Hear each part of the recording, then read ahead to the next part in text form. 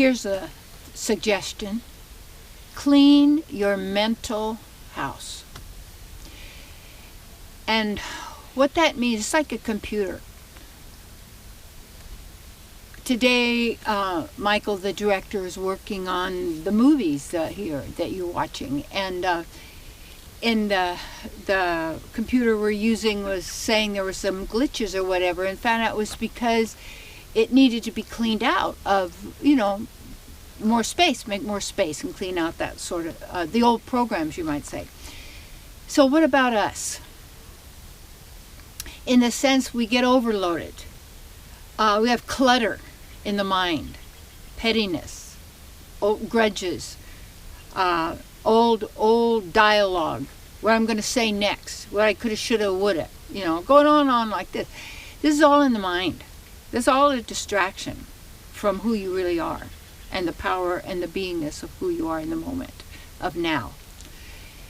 And so it's almost like there's underlying unconscious programs that are running, that we've agreed to, our ancestors agreed to, that are accepted in the world as truth, but are probably and maybe lies and not true. So how do we know? What do we need to do? We want to clean out our mental house. And it's like as you're doing that, as you clean your own house. Spiders hide in the dark little places in the spider webs and things like that. And it's like if you have a program running, I'm not good enough, or there's not enough, or everybody dies, or you're in a prison cell, or you're limited, or it's you're alone or lonely. All these things, these are words. And these words, there's definitions and our own understanding, and each word is a world in a sense of all of these concepts that could be like hypnotic spells cast upon us. And it's interesting, some of those old stories, fairy tales and such, were talking about casting spells. Maybe they weren't fairy tales. And maybe those spells that we're under are limiting us. They're causing suffering and pain and loss and fear and hatred and all of these that are not divine. They're not who we are. Not necessary. This isn't really what life is. You are life.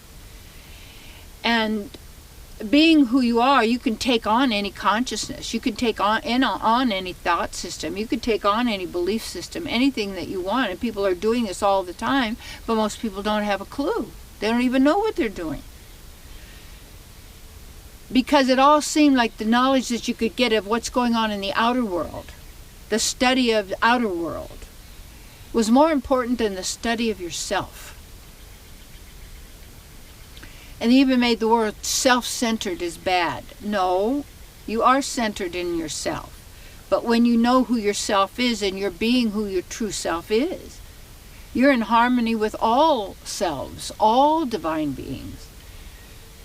Because you have no competition, you have no fear, you have no doubt, you have no scarcity, you have no limitations, you have no rules, you have no laws in the sense, because you're a divine being.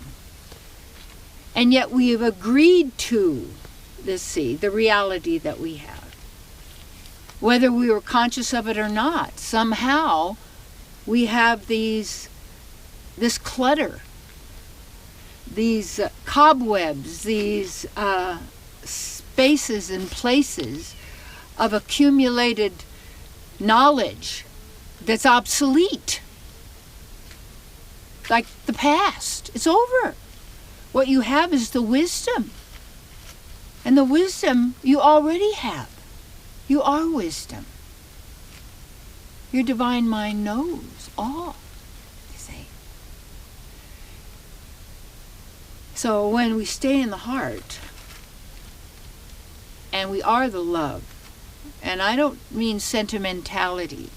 I don't mean like and dislike. Love has no opposite. Fear is not the opposite of love. That's ridiculous. Fear is an implant. It is and love has no opposite. Like and dislike, yeah, opposites. But there's absolutes, and you're an absolute. because you're real, and love is who you are. And who you are is multi-leveled in being and qualities, and yeah. The greatest and last frontier is not outer space, outer space, no, inner beingness and the full development of who we are. And that's got to be the greatest fulfillment and the greatest satisfaction. And if there's something you want to do, go do it. You say, yeah, but I'm not good at it. Who said good or bad? If you want to do it, do it. You begin.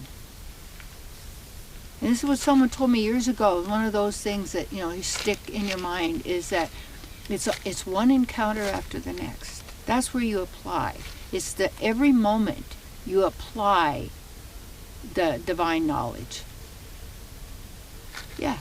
So take a look. What's in that unconscious? Ask your conscious self to reveal to you what's in the unconscious. And then you can decide, do you want to agree with that or not?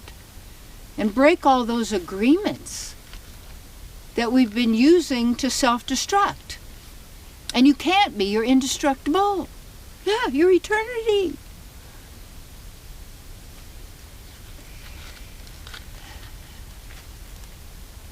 And just to let go of the thoughts and concepts and beliefs and ideas that are self-destructive, self-abusive. Because what are they? You don't need it. Yeah, let yourself accept the bounty of who you are.